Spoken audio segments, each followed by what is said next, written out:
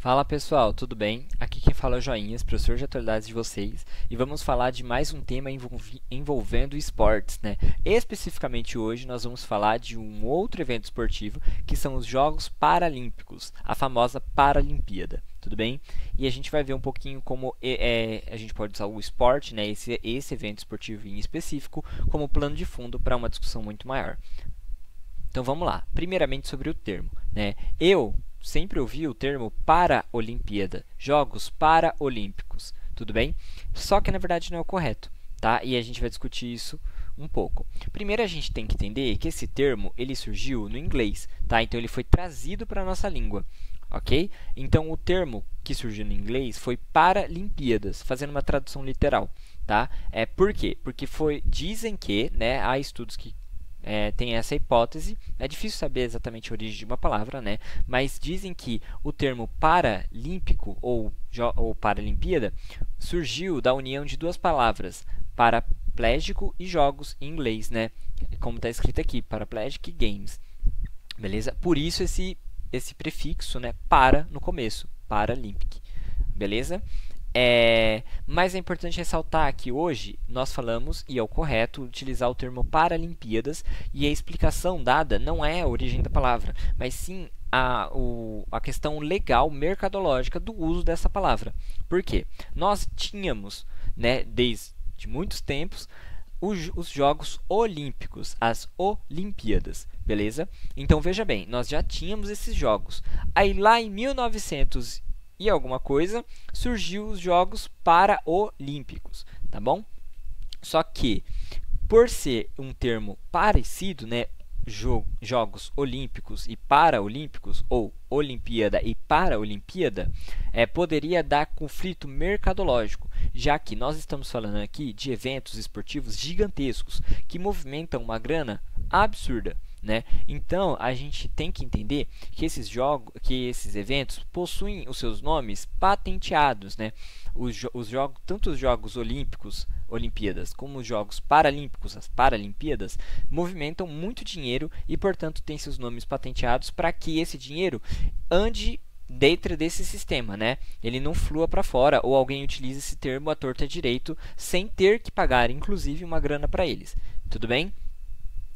Você não vai ver um jogo de videogame com o nome Olimpíada, por exemplo, ou uma série com o nome Olimpíada, sem que, mesmo que exista, sem que essa empresa pague uma parcela do seu lucro ao Comitê Olímpico ou Comitê Paralímpico Internacional, já que o termo olímpico, paralímpico, Olimpíada, Paralimpíada são termos patenteados. Tudo bem? É a mesma coisa uma marca, né? A gente não pode... Eu não posso fazer uma camiseta e colocar Carrefour e vender ela numa grife, porque a marca Carrefour é uma marca patenteada. Nem preciso ter o nome, só o símbolo já seria um problema. Tudo bem? Isso do inglês, né? Então a gente viu a origem do termo no inglês, Paralympic, que em tradução literal virou Paralimpíadas, beleza? E o motivo de ser utilizado hoje Paralimpíadas é essa questão mercadológica de patente. Mas quando a gente vem para o português, a gente tem um conflito aí com a língua portuguesa. Por quê? O termo para no português, esse prefixo para no português significa ao lado, tudo bem? Então, quando a gente fala lá na zoologia, quando a gente está falando dos táxons, né? Família, ordem, classe, etc, etc, a gente está falando de um grupo de indivíduos com algumas características. Eu posso ter um grupo irmão desse indivíduo com características muito parecidas, né, que surgiu evolutivamente falando no mesmo momento, mas eles não são iguais, né? Por não serem iguais, mas serem muito parecidos, eu posso falar que eles são muito parecidos, são irmãos, e eu posso utilizar o termo parafilático, por exemplo. Eu posso utilizar, posso até dar o nome dele como parafilo, né? Que seria um filo irmão do outro, enfim. Só para sinalizar que é muito parecido. Na embriologia, nós temos estruturas que são irmãs também, que chama mesonéfron e paranéfron, né? Que vão dar origem às estruturas embrionárias que vão se tornar as nossas gônadas, seja testículo ou ovário, né? E esse prefixo meso e para é de localização também. O meso é meio e para é ao lado, né? Então, entre os néfrons, mesonéfron, e paranéfron, que seria ao lado dos néfrons, né? E néfron é remetente a rim, tudo bem? Rim primordial, que é o que depois acaba se tornando nosso rim mesmo. Beleza? Aí eu estou usando esses termos novos, que gente, o que ele está falando? Só para sinalizar, como esse termo para, ele já é utilizado no português como sinônimo de ao lado, tudo bem? Então, ter um evento esportivo chamado Paralimpíadas faria sentido, já que as Paralimpíadas seriam né, um evento irmão das Olimpíadas. Mas a gente viu que não pode utilizar mais o termo com o, tá? Tem que ser o termo sem, esse primeiro aqui, beleza? Um outro argumento no português que corroboraria com o uso do termo Paralimpíadas é igual esse professor diz, o Pasquale Cipro Neto, ele fala que quando a gente tem a junção de duas palavras, uma que termina em vogal e a outra que começa em vogal, e essas vogais não são iguais, eu posso suprimir a vogal da primeira palavra, né? Então, como ficaria aqui, ó? Eu tenho a primeira palavra, para, e a segunda palavra, Olimpíada.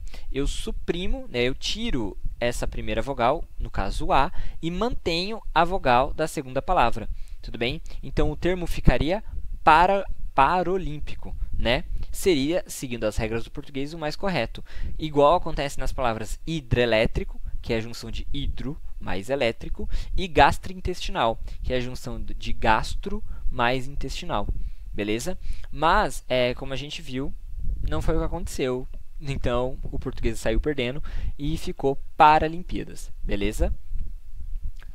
Então, o que são os Jogos Paralímpicos? Os Jogos Paralímpicos, eles representam, né, ele representa o maior evento multiesportivo realizado para atletas com deficiência. Tudo bem? Nós temos outros eventos esportivos com a mesma finalidade, né, para atletas com deficiência. Os Jogos Paraesportivos de inverno, de verão, sul-americano, enfim, dentro de cada esporte nós temos as categorias, né, para atletas com deficiência, mas os Jogos Paralímpicos eles são maior, assim como as Olimpíadas também são o maior evento esportivo do mundo, né, para atletas sem deficiência.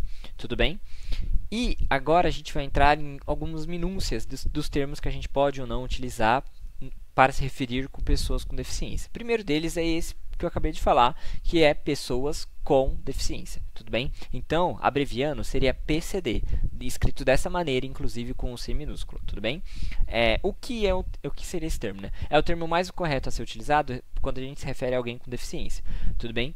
E aqui entram em conflito dois termos que a gente já deve abolir do nosso vocabulário, porque eles são incorretos, que é deficiente e a pessoa tem uma deficiência. Então, vamos explicar esse segundo primeiro. Pessoa tem uma deficiência. Então, fulano tem deficiência. Qualquer uma aí. Enfim, fulano tem deficiência. Por que é errado? Porque quando a gente fala que a pessoa tem alguma coisa, a gente está atribuindo, nesse quesito aqui, nesse momento que eu estou falando, a uma situação patológica. O que é incorreto, porque deficiência não é patológico. Quando o termo patológico é doença, é a mesma coisa, tá? É sinônimo. Então, sempre que você ouvir eu falando de alguma coisa sendo patologizada, ela está sendo transformada em doença, tudo bem? Patologia é igual a doença, tá? Então, assim, deficiência não é uma doença. Então, patologizar a deficiência não é correto. Tá? Então, qual é o problema disso? Porque se eu estou patologizando alguma coisa, eu estou levando a nós entendermos que essa situação patológica ela tem três características importantes. Ela pode ser tratada, ela talvez possa ser curada e ela faz mal à saúde. Por isso que eu tenho que tratar. Tudo bem? Então, quando a gente fala que a pessoa tem uma deficiência, eu estou levando a entender que a pessoa ela pode tratar essa deficiência, talvez essa deficiência seja curada e essa deficiência faz mal à pessoa, tudo bem? As três coisas estão erradas, tudo bem? Nada disso é verdade. A pessoa ela não precisa de tratamento para a deficiência não tem cura e nenhuma deficiência tem cura, né? Algumas têm algumas situações que ajudam na inclusão, né? Como por exemplo uma prótese, mas ainda assim não é uma cura. E uma cura verdadeira seria, por exemplo, fazer nascer um novo membro, né? Um novo braço, uma nova perna, enfim. Ou a pessoa, tipo, ter um novo olho, mas ainda assim não é uma cura, né? A gente tem as próteses que podem ajudar na inclusão, e também a inclusão é uma problemática, a gente vai falar disso depois. Mas enfim. E o terceiro momento é a questão de fazer mal. Nenhuma deficiência faz mal à pessoa. O que faz mal é a sociedade que não está preparada para lidar com essas pessoas com deficiência. E a gente vai falar disso também, tá bom? Então, assim, vejam que a pessoa ter uma deficiência não é o correto. A pessoa, ela é uma pessoa com deficiência, tudo bem? E o outro seria deficiente. Deficiente também é um termo pejorativo, porque leva a nós entendermos que a pessoa, ela é a deficiência dela, né? E ela não existe outra coisa. A da pessoa é aquilo, ela é deficiente, ponto. Ela não tem mais nada, ela não sei o que ela gosta, ela não tem sexualidade, ela não tem raça, ela não tem gênero, não sei que curso ela faz, enfim, o hobby dela, não sei, a pessoa é deficiente, ponto. Estigmatizei a pessoa, isso é o problema, porque a gente leva a ter uma imagem estigmatizada, restrita da pessoa, tudo bem? Então também não é adequado. Mas enfim, vamos falar agora da questão dos tipos de deficiência. Essa primeira parte aqui remete aos tipos de deficiência para os jogos, tudo bem? Então, eles dividem em 3 tipos: deficiências físicas, visuais e mentais. Físicas, por exemplo, ter paralisia de um membro ou não ter este membro, né? Seja porque ocorreu uma amputação ou porque a pessoa nasceu sem. Deficiências visuais, quando a pessoa perde a acuidade visual, perde a capacidade de enxergar com os olhos, tudo bem? E as deficiências mentais é quando ela tem um atraso no desenvolvimento cognitivo, ou a pessoa tem um déficit de atenção, por exemplo, que também entra nas deficiências mentais. Esse termo deficiência mental já não é um termo muito adequado, tá? Para a área da psiquiatria e da psicologia, tudo bem? Então, quem for fazer medicina e estudar psiquiatria vai ver que o pessoal da psiquiatria não gosta muito. E quem for fazer psicologia, pior ainda, gosta menos ainda, tudo bem?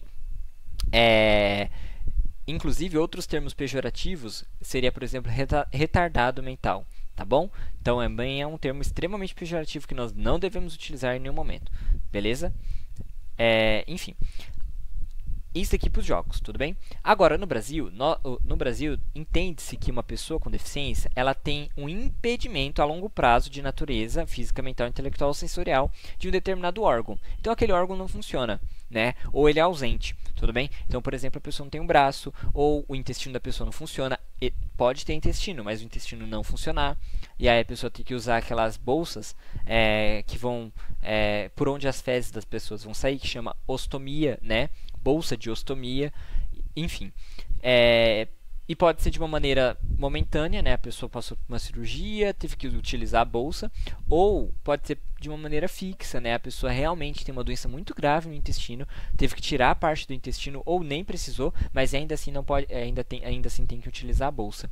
Enfim, beleza? Eu estou falando disso, gente, para que vocês entendam que algumas pessoas não vão ter a deficiência dela escrita na testa, né? A pessoa, por exemplo, pode ser surda, né? Mas ela não está escrito na testa dela. Ou a pessoa pode, como eu falei, utilizar uma bolsa e a bolsa ficar por baixo da camiseta, a gente não saber. Então, assim, não julgar as pessoas, né?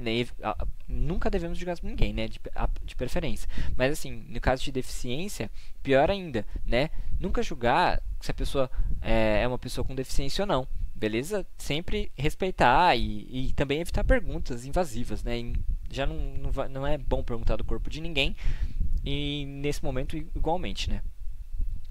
Agora, para os Jogos Paralímpicos, nós observamos que o Brasil ficou em 7º lugar, com 22 medalhas de ouro, no total 72 medalhas. A China ficou em primeiro, com 96 ouros e 207 medalhas. Esse quadro de medalhas reflete um pouco nessa questão de investimento nos esportes, né? Como a gente sabe, o Brasil não é um país que investe tanto em esporte. A China e Estados Unidos são países que investem muito em esportes, né? Assim como a Rússia, que aqui está como Comitê Paralímpico Russo. Mas é importante ressaltar também que, por mais que o Brasil não seja um país que investe tanto em esportes, ele é uma potência paralímpica, tudo bem? Ele ganha muita medalha, sim, e ele tem uma capacidade de crescer nos Jogos Paralímpicos futuramente, sim. Uma coisa que eu não falei anteriormente sobre as Paralimpíadas é que cada modalidade esportiva tem suas submodalidades, de acordo com as deficiências que as pessoas de acordo com as pessoas, né? Então, assim, nós temos, por exemplo, no atletismo, tipos de atletismo. Então, pensa assim, tem os tipos de atletismo que a pessoa não tem uma perna, ou que as pessoas não têm um braço, ou que as pessoas não enxergam, né? E são situações diferentes, né? Então, a gente não pode colocar todo mundo para competir de uma maneira igualitária, porque essas pessoas não são iguais, né? Então, a gente tem que tratar pessoas desiguais de maneiras desiguais para tentar equilibrar as coisas. Esse é o conceito de equidade, né? Tratar desigualmente para tentar equilibrar. Então, é muito melhor nós pegarmos as pessoas que têm pessoas com deficiência iguais para competirem entre si do que a gente colocar tudo na mesma coisa, né? Não faria sentido, é injusto, inclusive. Tudo bem? E aí a gente entra nesse termo capacitismo. O termo capacitismo, ele remete a um preconceito ou discriminação contra pessoas com deficiência. É a exclusão ou a negação dos direitos básicos. Então, gente, o capacitismo é quando ocorre a zoeira, né? Famosa zoeira com alguém que é uma pessoa que não é uma pessoa com deficiência, ou é até mesmo uma pessoa sem deficiência, mas é quando você atribui a ela uma deficiência por ser como sinônimo de incompetência. Por exemplo, a pessoa está jogando um jogo, faz qualquer jogo aí, você que decide, faz alguma cagada e aí você fala: poxa, fulano, você não viu? Você é cego? Você é surdo? Entendeu? Você é manco? Isso tudo são situações em que está sendo explicitado uma fala capacitista. Tudo bem? Eu estou atribuindo uma deficiência à pessoa pela incompetência dela, o que não deve acontecer, porque a pessoa ter uma deficiência não significa que ela é incompetente. Tudo bem? Enfim, então isso que eu coloquei aqui embaixo. Ó. Essas pessoas com deficiência são tidas improdutivas, incapazes ou até mesmo anormais, tudo bem? E por isso que elas são tratadas de uma maneira excludente, de uma maneira opressora, beleza? E isso, dentro de uma sociedade capitalista, remete a essas pessoas serem excluídas do meio de trabalho, né? Elas serem tidas como pessoas sem capacidade produtiva, né? Pessoas incapazes, beleza? Então é importante ressaltar isso, porque nós estamos trabalhando aqui, não é no mundo espacial, né? No mundo das ideias, nós estamos trabalhando no mundo concreto, que é o mundo em que envolve trabalho, né? Então uma pessoa com deficiência, pro mundo de trabalho, se a empresa for uma empresa com políticas capacitistas, ou até mesmo um Estado for um Estado capacitista, essa pessoa vai ser tida como improdutiva, né? Enfim. E nós também podemos problematizar esse conceito de normal, né? O que é normal? O normal, segundo a biologia, é ter 2 braços, mas espera lá. Quem tem mais ou menos é anormal, e isso é ruim, isso é uma doença, né? Nós temos que fazer essas perguntas, tudo bem? Porque às vezes, na gigantesca maioria das vezes, não é patológico, então não é anormal, né? É só uma característica física, a pessoa é assim. Quando há necessidade de ter um tratamento, é por alguma complicação, né? E ainda assim não é estigmatizar, né, culpar, não excluir determinada pessoa, mesmo que ocorra uma complicação na saúde. E daí, gente, eu trouxe esse trecho desse artigo, Corpos Incapazes, foi publicada pela Jacobin, que é uma revista brasileira, né? No caso é Jacobin Brasil, né? Ela não é brasileira, Jacobin, mas enfim. Essa pessoa traz um pouco da discussão sobre capacitismo. E daí ela coloca assim para nós. Em poucas linhas, no modelo médico, a deficiência está localizada no corpo do indivíduo, de modo que ela é vista como um problema individual, objetivando-se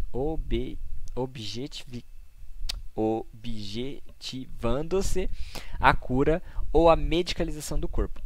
No modelo social, a deficiência não se encerra no corpo. Ela é o produto da relação entre um corpo com impedimentos físicos, visuais, auditivos, intelectuais ou psicossociais e um ambiente incapaz de prover acessibilidade. Então, veja bem, nós temos aqui 2 momentos em que a deficiência ela é vista de uma maneira individual, a pessoa com deficiência isolada no mundo, né? E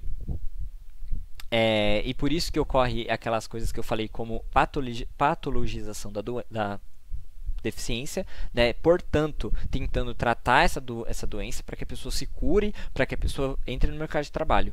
Um exemplo disso, gente, é a surdez, né? A pessoa surda, ela não há necessidade dela utilizar aparelhos ou fazer o implante coclear, né, para viver uma vida plena, não há necessidade, né? Mas nós temos sim essas opções, né? Algumas pessoas optam por isso, mas é importante trabalhar e demonstrar que isso não é uma necessidade.